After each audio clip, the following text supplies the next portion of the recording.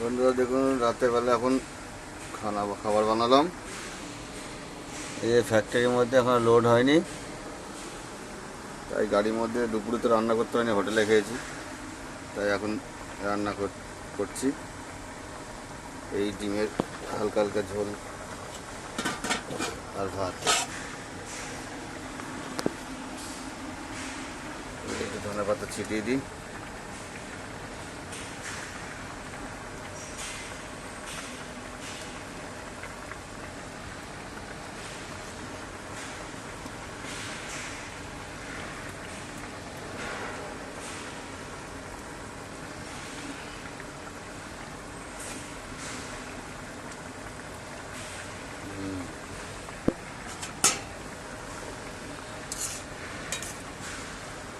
কালারটা সেই লাগছে।